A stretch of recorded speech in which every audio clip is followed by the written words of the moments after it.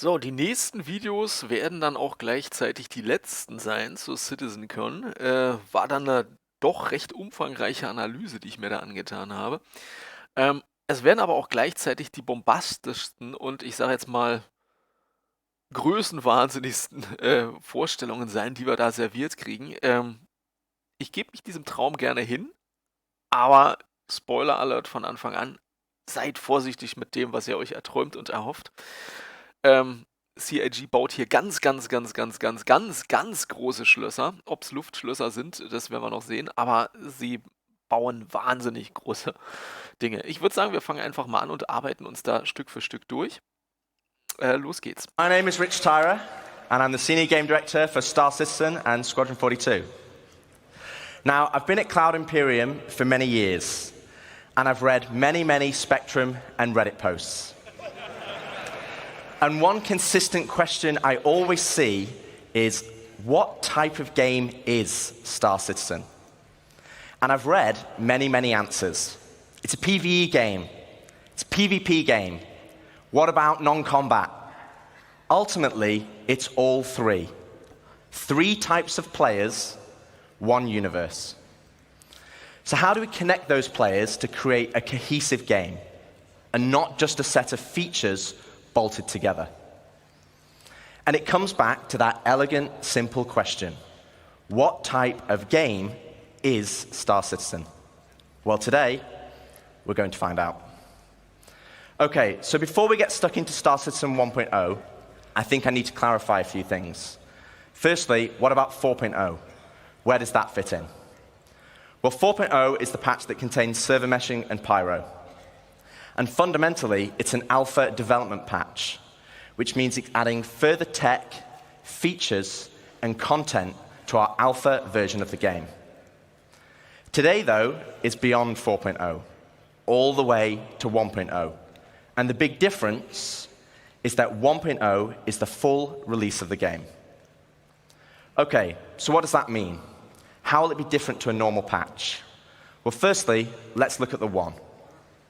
The 1 means we're committing to higher base performance and minimal bugs. No longer will we reference that the game is in development. This will be a fully released and polished experience. It means fully rounded gameplay loops, from new player experience to story missions and endgame content. And crucially, it means no more resets between patches. Also, Thema dieses Vortrags dürfte klar sein, ne? Der Weg von 4.0, was uns entweder Ende diesen Jahres oder Anfang nächsten Jahres erwartet, hin zu 1.0. Und ihre Kriterien für 1.0 ist eine komplette, haben sie ja gesagt hier, verbesserte Performance, hoffentlich. Polished Experience, das heißt weniger Bugs, weniger Abstürze. Das dürfte die Polished-Geschichte sein. Finished Gameplay Loops. Hier ist es noch relativ unspezifiziert, was denn da nun drin sein wird, welche Gameplay Loops denn nun finished drin sein werden, aber nachher später sagt er noch ein bisschen was zu, keine Sorge. No more Resets dürfte klar sein, keine Charakter-Resets mehr. Das Geld, was man verdient, hat man morgen auch noch und übermorgen auch noch. Und die Sachen, die man findet. Oder aber auch verliert. Ne? Vorsichtig. Was ihr euch so wünscht. True.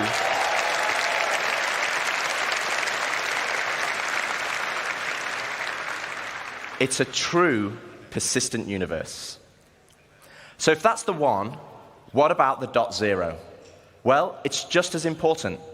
It means we're still committed to continued development, with new content and features being planned post 1.0. But those features will no longer be tier 0. We'll be committing to a higher benchmark of quality for each patch, and most importantly, it's a moment in time. If there is a content, feature, or star system that we've mentioned in the past that is not in 1.0, it just means it will come later. So, das war die wichtige Ansage, ja. Es ist klar, noch ein bisschen ein Stück zurück, so. Das Development wird weitergehen, no more Tier 0, das heißt, es werden keine halbfertigen Sachen ab 1.0 mehr eingebaut, sondern quasi nur noch gefinischte Sachen. Das heißt natürlich, dass die Patch-Frequenz definitiv zurückgehen wird, weil man da natürlich nur noch die fertigen Sachen einbauen möchte. Higher Quality Benchmark zählt damit rein. Das heißt, man möchte natürlich, dass diese Dinger fertig und gepolished reingehen. Das heißt, wie gesagt, es gibt weniger Patches, aber dafür, äh, sagen wir mal wichtigere oder beeindruckendere. Es ist 'n Moment in Time. Das war die, zweite, oder die letzte wichtige Sache. Alles, was sie in der Crowdfunding-Kampagne, in den Goals, angekündigt haben, was bei 1.0 noch nicht drin ist, kommt später. Das ist der Plan zumindest. Feature or star system that we've mentioned in the past that is not in 1.0, it just means it will come later. 1.0 is more than just a number change. It's the beginning of a new phase of development of the game. Okay, so we know what the 1 is and the .0, but before we move on, I want to address one important point. And for this, we need to go all the way back to the beginning. Here we are, the Kickstarter. As a backer myself, it brings back memories. And it also reminds me we had a lot of stretch goals. And one of those goals was 100 star systems. So, jetzt kommt die spannende Geschichte, ne? Eins von den Stretch Goals war 100 Sternensysteme. Und jetzt kommt natürlich die spannende Frage, wie viel davon sind beim ersten Release, also bei 1.0 dabei? Sie haben schon gesagt, das ist ein Moment in Time, das heißt, die 100 werden kommen. Wie gesagt, ich verlasse mich jetzt immer auf die Aussagen von CIG. Ich kann es natürlich nicht sagen, aber die 100 werden kommen, sagt CIG. Wie viel sind am Anfang da? Jetzt ist die Frage.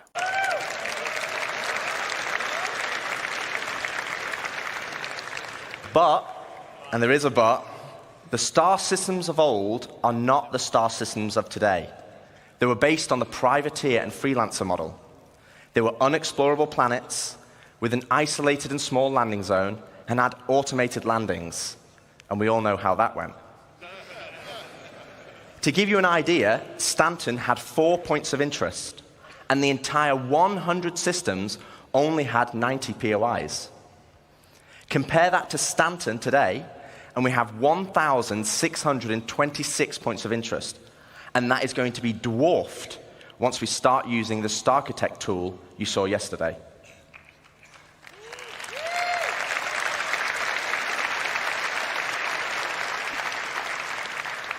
So where does that leave us for 1.0? Well, we will not be launching with 100 star systems, because the game we have today was not just the game that was pitched back then. It's more rich, it's more diverse, and fundamentally, you'll be getting a whole lot more, and I mean a lot more. Okay, so now I've defined what 1.0 is, let's get into the cool stuff. Star Citizen, by its very nature, is a sandbox MMO. Today, you as a player have to find the fun. You have to figure out what you can do and how to do it. If you want to be a hauler or salvager, you have to know those professions exist. You have to know what ships support that gameplay. And you have to rely on outside resources for help. As it is now, the game is not set up to help you. So we're going to add a soft framework, a nervous system, that connects all the professions, ships, and content together. And to do this, we're going to add a main story. To help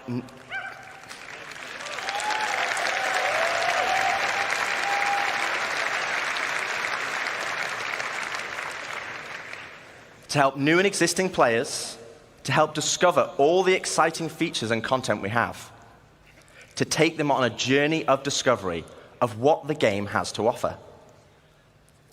This story will become the spine of the universe and help onboard players with understanding how to play the game and understand what's available to them. This story will also introduce each of our guilds and what professions we have to offer. Like the United Resource Workers, our core industrial guild, which supports 2 of our main professions, mining and salvaging. They also support many other features and professions, like repair technician, crafter and builder. So, bevor er jetzt zu der Frage kommt, die wir ja gerade angerissen hat, ne, wie viele Sternsysteme kriegen wir bei Release, kommt er jetzt erstmal dazu, was soll ab 1.0 denn sagen wir mal, anders sein. Und zwar 1.0 ist ja der Punkt, wo Star Citizen quasi die Beta-Phase verlässt und quasi in die Release-Phase geht. Und da gibt es dann viele, viele neue Spieler, wahrscheinlich.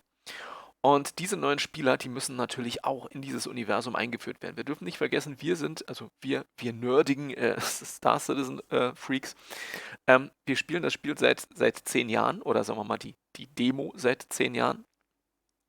Jemand, der neu reinkommt, der wird erschlagen von den Sachen, die da drin sind. Und dafür bauen sie, wie ein gutes MMO nun mal halt auch funktioniert, die großen MMOs, die machen das ja vor, dazu bauen sie quasi eine Main Story, also eine Kampagne oder eine Questline auf dieses PU drauf. Und diese Storyline wird den Spieler nach und nach in die ganzen Möglichkeiten des Spiels reinführen. Also was wir alle schon kennen, Mining, Refining, Crafting später, Salvaging und so weiter und so fort. Was es dann über sogenannte Gilden, das sind NPC-Organisationen, organisieren wird. Vielleicht sind da auch Spieler drin oder angeheuerte Spieler, man weiß es nicht. Ähm, Das wird also quasi so eine Art Aufhänger, er nennt das hier Nervensystem für das gesamte PU sein, was natürlich eine coole Sache ist. Was die Sache ein bisschen von der Sandbox wegrückt, Sandbox ist es natürlich immer noch, aber es gibt den Spielern, den neuen vor allem, erstmal so eine Art Guideline an die Hand, wie es funktionieren könnte. Er macht das hier am Beispiel einer Industriegilde, der United Resource Workers. Da sind natürlich nur die industriellen Berufe drin. Wir werden später aber sehen, hier hatte ich mir erstmal befürchtet, oha, wo sind denn die anderen Sachen, die wir alle lieben, die anderen Professions, die angekündigt wurden und die auch in den Stretch Goals sind. Da kommen wir aber noch zu. Keine Panik kriegen, die sind auch noch dabei, zumindest auf ihrem Spreadsheet hier. Er macht das hier am Beispiel der Industriegilde. Ja, also ab 1.0 Storyline, die die Spieler an die Hand nimmt und ihnen zeigt, was kannst du wie machen und wie funktioniert es. So eine Art riesiges Tutorial, nennen wir es mal so. Guilds are hugely important in Star Citizen, and as you know by now, guilds are comprised of many factions. As you work for each of these factions, you will gain guild reputation. You can then use this reputation as a currency to purchase guild-affiliated rewards, like ships, blueprints, and items. And each guild will have a unique inventory of what they offer. Alongside economic growth, guild reputation will become a core progression of the game. And to talk Somit hat er auch gleich gesagt, wie sie die Progression steuern bei Spielern. Eine Progression ist natürlich das Crafting, dass man sich quasi individuelle Sachen zusammenbaut oder bauen lässt, je nachdem, ob wenn man die nötige Kohle hat, kann man es auch bauen lassen. Das ist ein Teil der Progression, das heißt sein Equipment, seine Ausrüstung, sowohl FPS als auch chipsmäßig. Die zweite Sache ist hier über dieses Rufsystem dieser Gilden. Man kann für diese Gilden dann arbeiten und schaltet da frei halt zum Beispiel die Möglichkeit, bestimmte Ausrüstungsgegenstände zu kaufen oder auch an Blueprints ranzukommen, um die Ausrüstungsgegenstände selber herzustellen. Wir haben also im Moment schon 2 quasi Progression-Geschichten drin. Einmal über die Ausrüstung, einmal über dieses Rufsystem der Gilden. more about guilds and our main story, I'd like to introduce David Haddock onto the stage, our very own narrative director.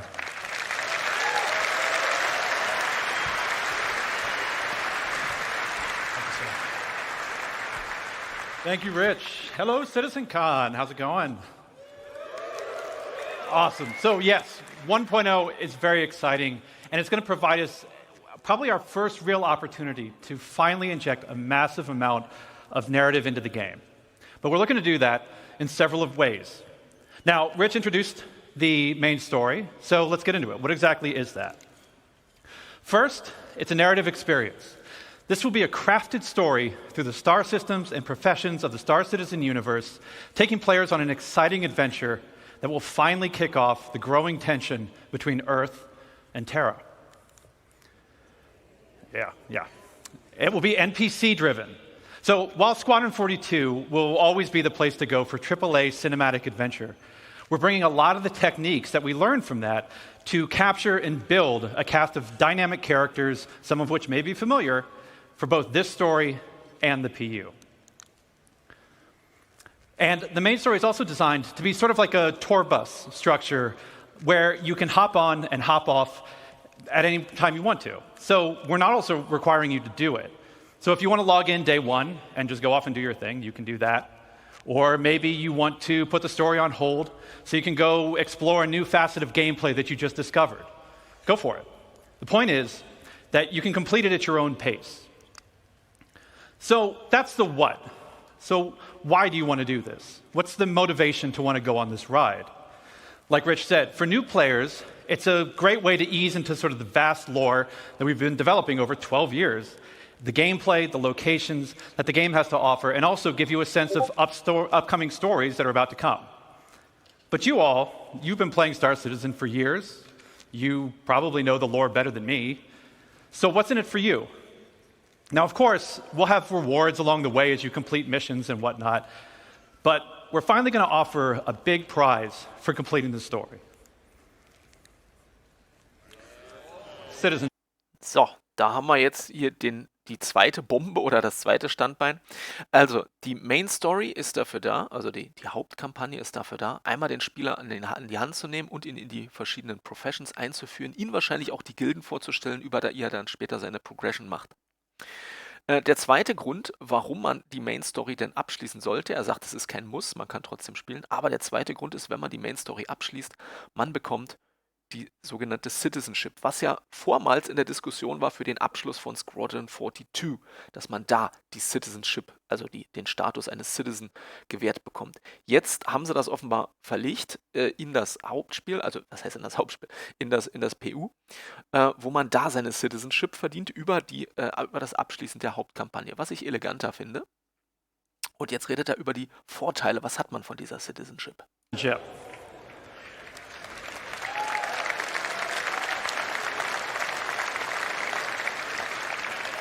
So, many of you already know this, but for the uninitiated, in the UEE, there are citizens and there are civilians. Citizens are members of the population who have demonstrated a commitment to bettering the empire, and as such are given benefits that civilians just don't have. Now, what those differences have been debated in the community over years. 1.0, we're finally going to answer that debate. I won't get into the full list of benefits that we're going to offer, but can reveal that one of them will be around land ownership. Citizens will be able to purchase land anywhere in the UEE and enjoy the security that comes with it. But civilians will have a couple of restrictions as to which systems and which planets they can buy on. So that's the why. So where is this adventure going to take you? Well, 1.0 is going to include 5 star systems. This story is going So, also ein Vorteil, hat er gesagt, von der Citizenship ist es, dass ein Spieler, der die Citizenship hat, überall in der UEE Land kaufen darf, wenn er das entsprechende Geld hat. Und dann halt auch von der UEE entsprechend mit der Shield-Tag, die wir schon erwähnt haben, geschützt wird. Ein Spieler hingegen, der die Citizenship noch nicht hat, der wird da entsprechende Einschränkungen haben. Welche hat er noch nicht gesagt, aber wahrscheinlich, vielleicht darf man nur ein Landteil oder vielleicht nur eine bestimmte Größe oder vielleicht nur auf einem bestimmten Planeten, das wissen wir alles nicht. Also es wird auf jeden Fall Einschränkungen geben, was den Basenbau betrifft, wenn man die Citizenship nicht hat. Jetzt kommt der zweite Punkt und das ist der, den er vorhin angerissen hat. Wie viele Sternsysteme haben wir denn mit 1.0? Und geplant sind da im Moment, sage und schreibe, 5. Relativ wenig, aber wenn man sich Stand mal anguckt und wenn man sich überlegt, was da alles noch eingebaut wird und die Game Loops, die noch kommen, denke ich mal, ist 5 ein guter Start. Keiner von uns hat, denke ich mal, damit gerechnet, dass es 100 sind. Da müssten wir noch lange warten, aber 5 ist schon mal eine gute Zahl, vor allem wenn wir bedenken, dass wir 4 schon kennengelernt haben. Dann lassen wir uns mal überraschen, was diese 5 sind. to weave you through all of them, but where exactly are you going to go? First, we've got Stanton, which needs very little introduction. I'm sure you're all very intimately familiar with these 4 corporate-run worlds. But since I do lore, I figure I could take the next hour and just walk through each one of these. But I'm kidding. We've also got Pyro, Land of the Lawless. A volatile star at the center of the system is the perfect metaphor for the constant struggle between the gangs and survivors trying to hack out an existence here. If you saw Ian's location presentation yesterday, then you know that he reintroduced Nick's system. There's another unclaimed system that's currently home to the People's Alliance, a wannabe independent government formed during the Messer era, but now struggling with the burdens of governance, a growing outlaw presence, and a new threat on their doorstep from Vandal raids. Ian also made another big announcement of our fourth system, Castra. Situated along the former Perry line, this was a key strategic system to launch an attack if the Cold War between the humans and the Xi'an ever escalated. So that's 4. Do you guys want to know 5?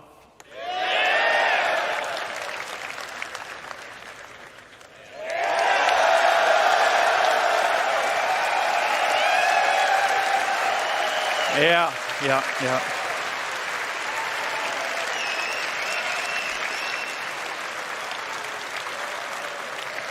We're finally doing it.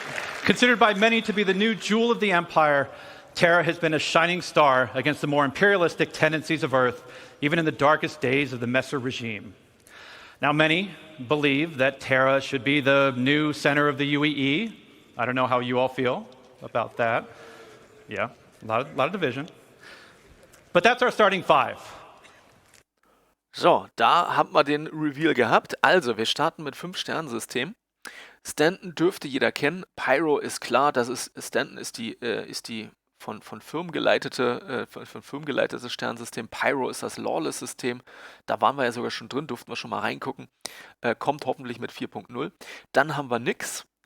Nix fast, muss man sagen, ähnlich lawless wie Pyro, ist ein unabhängiges System, gibt vermehrte Piratenaktivität, hat er gesagt, es gibt Überfälle von Vandal, also nix, auch dürfte relativ gefährlich sein. Dann haben wir Castra, da gab es einen kurzen Videobericht zu, da habe ich nichts drüber berichtet. Castra ist ein UEE-System, was am Grenzgebiet zu den Xi'an liegt.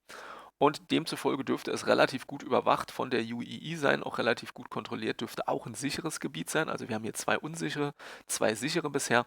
Und dann haben wir natürlich das strahlende neue Juwel am politischen intergalaktischen Himmel, nämlich Terra, als quasi Gegenpol zur alten Erde. Und das dürfte natürlich logischerweise auch relativ sicher sein, dieses Gebiet. Also mit diesem 5-Sternensystem startet startet 1.0 als Planung und die anderen Sternsysteme werden dann logischerweise laut CIG hinterhergeliefert. Ja, das ist erstmal im Grunde genommen der Überblick, was ist bei 1.0 da weiter. Hören wir uns mal weiter an, was er noch so zu erzählen hat. Each system and each planet will be featuring the massive level of outposts, POIs, stations, biomes, and exploration options that we've been perfecting with Stanton and Pyro, and you've been seeing in some of the other presentations this weekend. But we're adding one more level. We're also going to be adding location stories. Now, these will be short, NPC-driven missions sprinkled across our landing zones and cities that will exist outside of the main story, but will help provide an additional bit of lore and character to the location that they take place in. So, that's our main story. Let's talk more about the guilds that Rich mentioned. First, a quick recap. Guilds act as a governing body for clusters of professions and factions with a reputation and progression system that will offer rewards the more you work for them. And I want to call out 2 things. One, I'm not going to have time to dive into all of the missions that you're going to see on this board, but just know that every mission type is either in the 1.0 roadmap or already in production. And second, we're also looking to move missions away from the Moby Glass whenever possible. Sure, it will always be an easy way for us to get additional game content in, but we want you talking with people. So to aid that, we're going to be adding characters to represent the factions that you'll be working for that will help sell their personality. Now, they'll still interact with you via the written word, but some will call and check in on your performance. And others, you may have to meet in person from time to time. So, let's walk through them. Here we have the first guild that Rich showed, the United Resource Workers.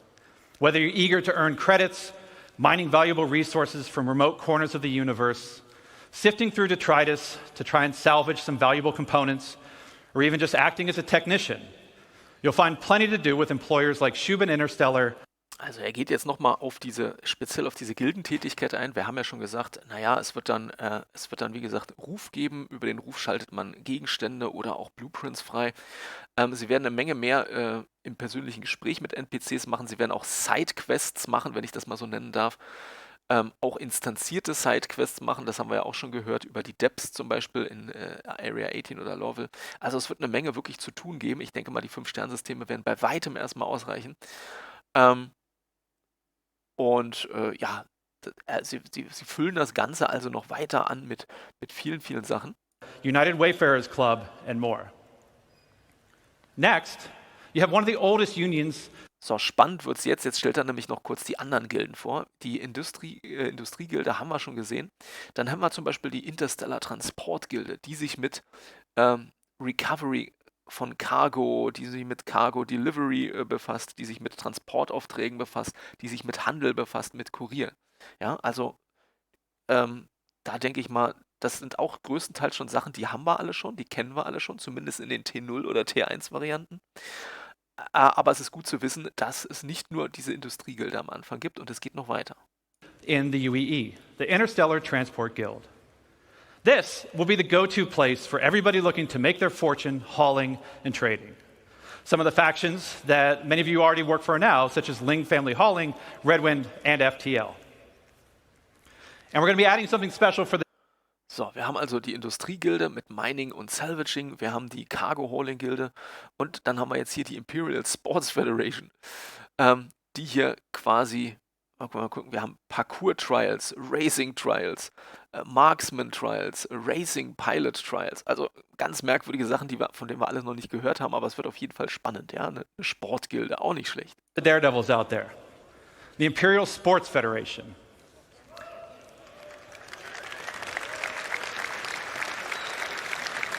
Ich bin jetzt schon gespannt, was bitte Cargo Olympics sein wird. Aber lassen wir uns überraschen. So aside from the usual racetracks that are both legitimate and illegitimate, we're actually going to be leveraging some of our existing mechanics to build new sports and provide an outlet for all you Murray Cup enthusiasts, Cargo Olympians, and competitors to see just who's the best out there. For those who dream of exploring. Und ab dem Punkt, wo wir an der Präsentation angekommen sind, habe ich tief, tief durchgeatmet, weil ich befürchtet habe, dass sie das unter den Tisch fallen lassen. Aber nein, wir haben die Academy of Science, also die Science-Gilde, die Wissenschaftsgilde. Und da ist alles drin, was man so haben möchte. Da ist Exploring-Gameplay drin als Researcher, Retrieve and Research. Da ist drin Search and Rescue, nämlich Personen retten, Feuer bekämpfen. Wir haben Explorer-Gameplay, nämlich Area scannen, Location Mappings, was auch immer das ist, das werden wir dann noch gucken. Items deployen, also Satellitenobjekte scannen, finden und sammeln. Wir haben Farming-Geschichten, hier Animals und Crops, nehme ich es mal an, soll das heißen, nicht Corps. Wir haben Crafter, wir haben Hunter, also irgendwelches Viehzeug jagen. Und da ist mir ein großer Stein vom Herzen gefallen, dass sie diese Gilde dann explizit nochmal aufgelistet haben. Und das heißt für mich, dass das Exploring-Gameplay wird kommen. Wann, wissen wir nicht, aber vor 1.0 wird es auf jeden Fall einschlagen. I'm sure we have a couple here. Und man merkt auch an der Reaktion der Leute, of Sciences that was sie brought up wollen das yesterday in the Ding social presentation, if you saw that. This is a science guild that will include factions like the Imperial Cartography Center, who will task you with a variety of missions to better understand our universe, such as sending you into a nebula to do deep scans, or finally seeing what's at the bottom of that planetary canyon. We're going to have a new faction called High Point Wilderness Specialists, who will offer missions associated with the various fauna that we're starting to get into the game, from population control missions to harvesting specific resources for research. Now, I don't know if we have some people. Und dann haben wir natürlich auch noch 2 Gilden für unsere kämpferischen Leute, die Mercenary Guild und The Council, was eine kriminelle Gilde, quasi der Gegenpol zur Mercenary Guild sein wird. Und ich denke mal, da kann man dann auch entsprechende Sachen freischalten und Aufträge annehmen. Who'd like to do combat, but our combat guilds were doing something a little different. Now, previous to this, these are all of our profession guilds. But for our combat guilds, they operate a little differently. See, these two are diametrically opposed to each other. So once you pledge allegiance to one, the other marks you as an enemy. On the lawful side, we have the Mercenary Guild. They represent factions like Eckhart Security, the Bounty Hunters Guild, and even some military contractors. So whether you're pulling together a team of specialists to go assault a ground base, hunting down an elusive criminal, or putting together a recon run to drum up some intel, Mercenary Guild's got you covered. On the flip side, we have the council. Now, this is a shadowy group comprised of representatives from various gangs, syndicates, and outlaws who mandate criminal activity throughout the verse. You'll be able to throw in with rough and tumble gangs like the Headhunters and the Dead Saints, or work your way up to join highline criminal syndicates like the Atonis or the Drop Kings. But remember, the underworld is a dangerous place run by greed and power. So mercenary guild reps might not be the only people you have to worry about, as the syndicates are always looking for loyal soldiers who will hurt their competition and tip the scales of power in their favor. So as you can see, there's going to be a universe of exciting storytelling opportunities for you to undertake in 1.0. But one more thing, we're also going to revitalize our social behaviors to make the populations not only feel more alive and reactive and off chairs, but better reflect the tone and flavor of the areas that they're inhabiting. We want to see the people of Lorville slowly trudging through the streets over. So, jetzt kommt noch eine etwas pathetische Absprache zu dem Abschnitt, aber ich denke mal, das ist ein gutes Bild zur Zusammenfassung. Das heißt, für 1.0 erwartet uns 5-Sternensysteme, Gilden zu jedem Game Loop, der angekündigt oder teilweise schon im Spiel ist. Natürlich hoffentlich gepolished. Und eine ordentliche Story, die die ganze Sache miteinander verknüpft, die uns nämlich hier ranführt. Was ist der Council? Was sind die Imperial Sports Federation? Was ist die Academy of Science? Wie funktionieren diese ganzen Aufträge? Wie funktioniert das Rufsystem und so weiter?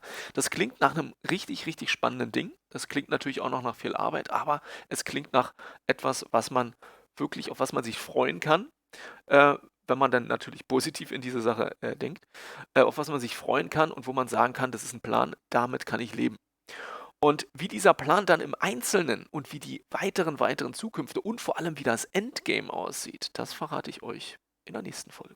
Bis dann denn, euer Mr. Fleck von der CitizenCon 2024. Tschüssi!